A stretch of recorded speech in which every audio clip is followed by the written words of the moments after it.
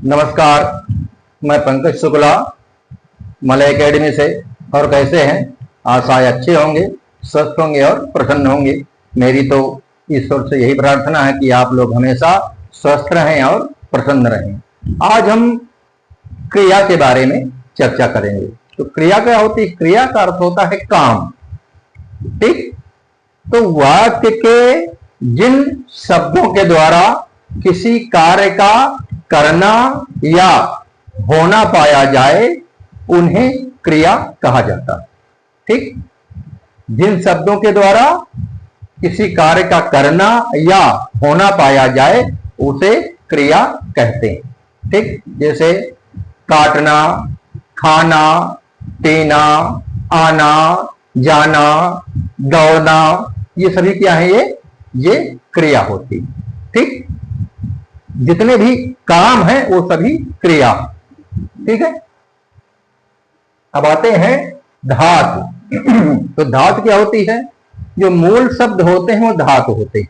मूल शब्द धातु होते हैं और इनमें जब ना जोड़ दिया जाता है तो वो क्रिया बन जाते हैं।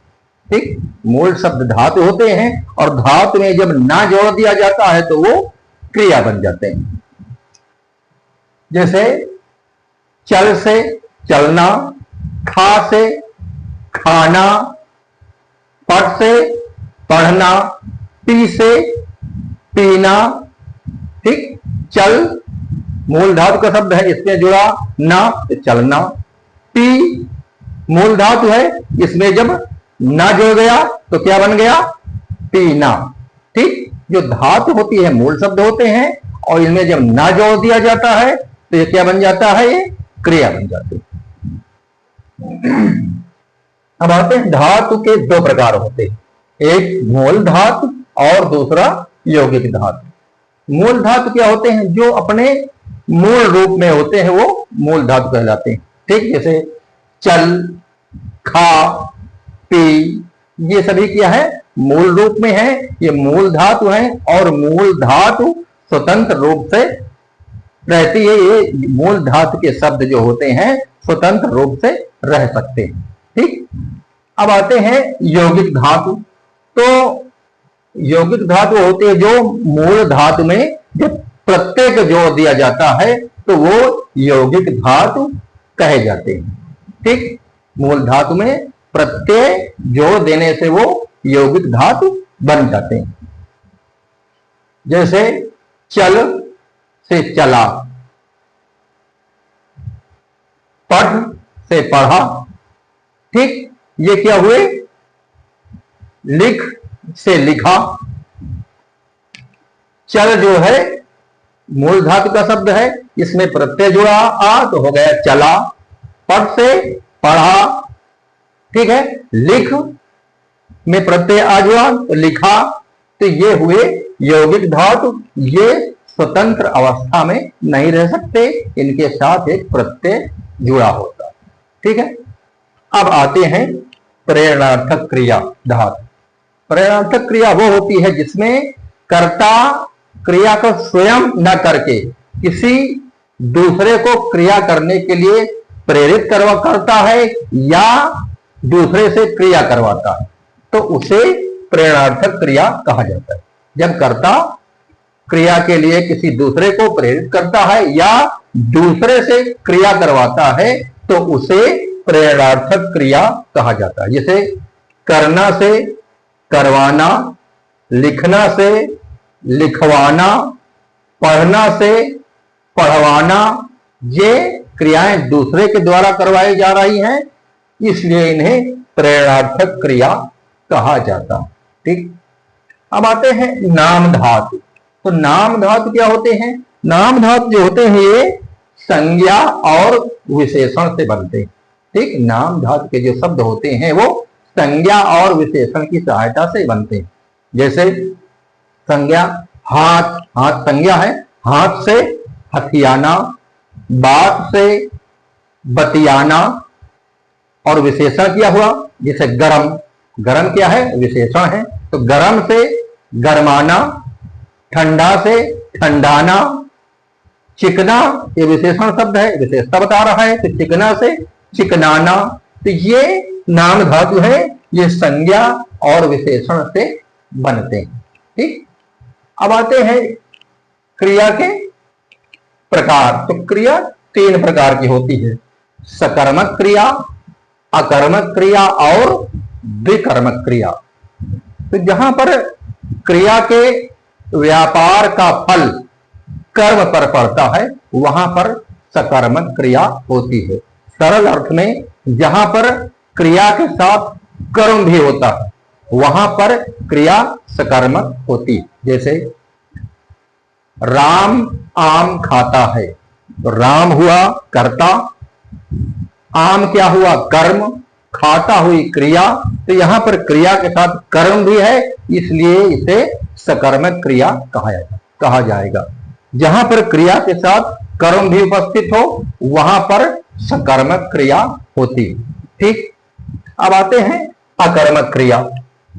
तो जहां पर क्रिया के व्यापार का फल कर्ता पर पड़ता है वहां पर अकर्मक क्रिया होती है। या फिर सरल अर्थ में जहां पर क्रिया के साथ कर्म नहीं होता उसे अकर्मक क्रिया कहा जाता है। ठीक, जहां पर क्रिया के साथ कर्म नहीं होता उसे अकर्मक क्रिया कहा जाता है। अब देखिए कर्म की पहचान क्या है। किसी भी वाक्य में आप क्या और किसे लगा दीजिए तो कर्म की पहचान आपको मिल जाएगी। ठीक, जैसे राम ने आम खाया।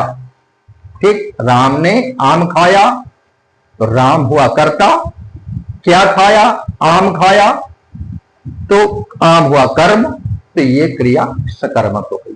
क्या और किसे लगाइए तो अगर उत्तर मिल जाए तो सकर्मक और न उत्तर मिल जाए तो क्रिया अकर्मक। राम ने रावण को मारा, राम क्या हुआ कर्ता, रावण क्या हुआ कर्म, किसे मारा रावण को मारा। तो आप वाक्य में क्या और किसे लगाइए, अगर उत्तर मिल जाता है तो सकर्मक। जैसे बालक दौड़ा,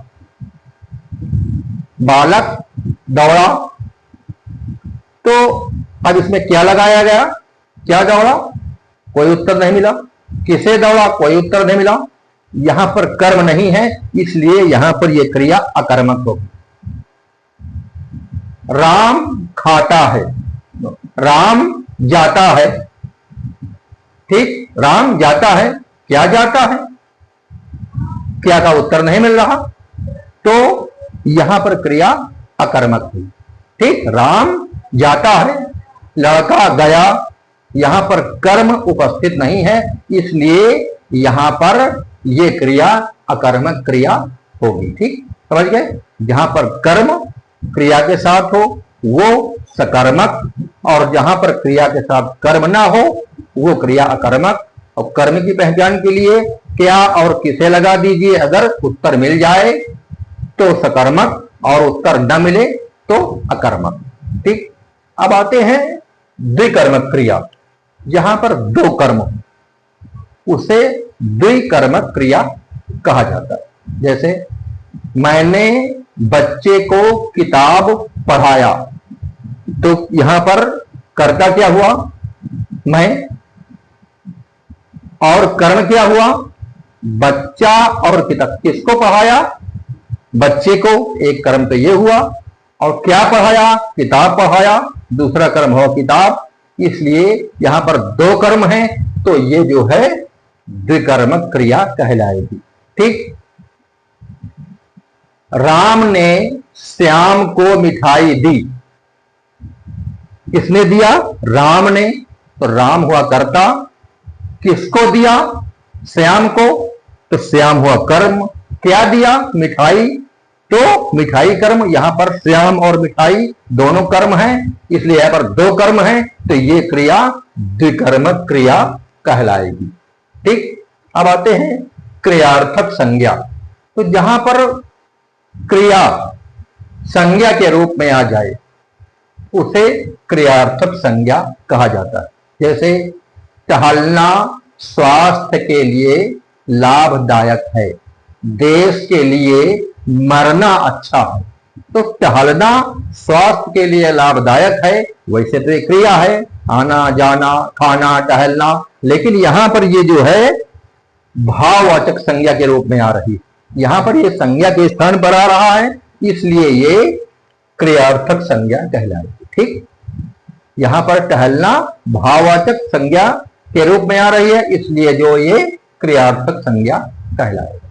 ठीक है, अब आते हैं सहायक क्रिया। तो सहायक क्रिया जो होती हैं ये मूल क्रिया की सहायता के लिए होती है, मूल क्रिया की सहायक होती, ये मूल क्रिया के अर्थ को पूर्ण और स्पष्ट करती।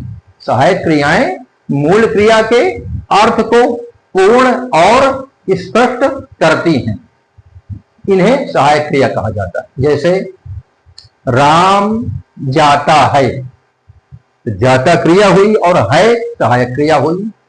बालक खाता है, तो बालक खाता क्रिया हुई और है सहायक क्रिया हुई।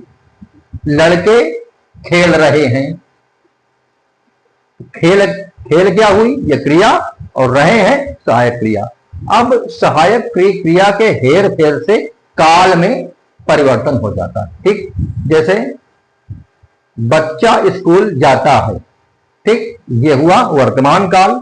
अब हो जाए अगर बच्चा स्कूल जाता था तो ये हो गया भूतकाल। लड़के खेल रहे हैं वर्तमान काल, लड़के खेल रहे थे तो भूतकाल। तो सहायक क्रिया के परिवर्तन से काल में परिवर्तन हो जाता है। तो सहायक क्रिया यही है, हैं, था, रहे हैं, रहे थे, ये क्रिया के बाद आकर उसके अर्थ को पूर्ण और स्पष्ट करती हैं, इन्हें ही सहायक क्रिया कहा जाता है। ठीक, अब आते हैं व्युत्पत्ति के अनुसार क्रिया के भेद। तो व्युत्पत्ति के अनुसार क्रिया के 3 भेद होते हैं। एक तो हो गई मूल क्रिया, आना जाना खाना पीना दौड़ना काटना भागना, ये क्रियाएं अपने मूल रूप में होती हैं, तो इन्हें मूल क्रिया कहा जाता है। ठीक, अब आते हैं यौगिक क्रिया। तो यहां पर 2 क्रियाएं आ जाती, आ जाना, खा लेना, गिर पड़ना, पी लेना। यहां पर क्रिया के 2 शब्द आए, तो ये इसलिए इन्हें यौगिक क्रिया कहा जाएगा। ठीक, जाना क्रिया हुई लेकिन आ लगा है पहले, खाना क्रिया हुई लेकिन लेना लगा, खा लेना, आ जाना, पी लेना, गिर पड़ना, ये क्या हुए, ये यौगिक क्रियाएं हुई। ठीक, अब आते हैं पूर्वकालिक क्रिया। तो जहां पर एक क्रिया समाप्त होने के तुरंत बाद दूसरी क्रिया प्रारंभ हो जाए तो उसमें पहली क्रिया को पूर्वकालिक क्रिया कहा जाएगा। ठीक, यहां पर एक क्रिया समाप्त होने के तुरंत बाद दूसरी क्रिया शुरू हो जाए तो पहली वाली क्रिया को पूर्वकालिक क्रिया कहा जाएगा। जैसे राम पढ़कर सोता है। ठीक, पढ़ा और पढ़ने के तुरंत बाद सो गया, पढ़कर सोता है, तो यहां पर जो पढ़ना हुई यह पूर्वकालिक क्रिया हुई। जैसे मैं नहा कर खाता हूं। ठीक, तो क्रियाएं 2 हुई, नहाना और खाना, लेकिन पूर्वकालिक क्रिया क्या हुई, नहाना। जो क्रिया पहले हुई है उसे पूर्वकालिक क्रिया कहा जाता है। ठीक, अब आते हैं क्रिया की अवस्थाएं। तो क्रिया की 3 अवस्थाएं होती। एक तो सामान्य अवस्था, राम आया, बच्चा स्कूल जाता है, श्याम गया, ये हुई सामान्य अवस्था। ठीक, और दूसरी हुई विधि अवस्था। विधि अवस्था में जब क्रिया में प्रार्थना, प्रश्न, आज्ञा, इस तरह की जब चीजें आ जाए तो उसे विधि अवस्था कहा जाता है। प्रार्थना, आज्ञा या प्रश्न, इस तरह की चीजें जब क्रिया में आ जाए तो उसे विधि अवस्था कहा जाए। जैसे तुम जाओ, क्या मैं अंदर आऊं, मुझे 100 रुपए दीजिए, यहां पर या तो प्रार्थना हो रही है, या तो प्रश्न पूछा जा रहा है, या आज्ञा दी जा रही है, इसलिए इसे क्रिया की विधि अवस्था कहा जाएगा। ये क्रिया की विधि अवस्था। ठीक, अब आते हैं संभाव्य अवस्था। तो जहां पर क्रिया की संभावना हो तो उसे संभाव्य अवस्था कहा जाता है। जहां पर क्रिया की संभावना हो तो उसे संभाव्य अवस्था कहा जाता है। जैसे वो शायद वो दिल्ली में मिल जाए, उसके मिलने की संभावना है, शायद वो दिल्ली में मिल जाए, तो इसमें संभावना है, इसलिए यह क्रिया की संभाव्य अवस्था है। संभव है आज चाचा जी आए, ठीक, क्रिया होने की संभावना है, इसलिए ये संभाव्य अवस्था कही जाएगी। आज के लिए इतना ही, अगले वीडियो में फिर से मिलते हैं। नमस्कार।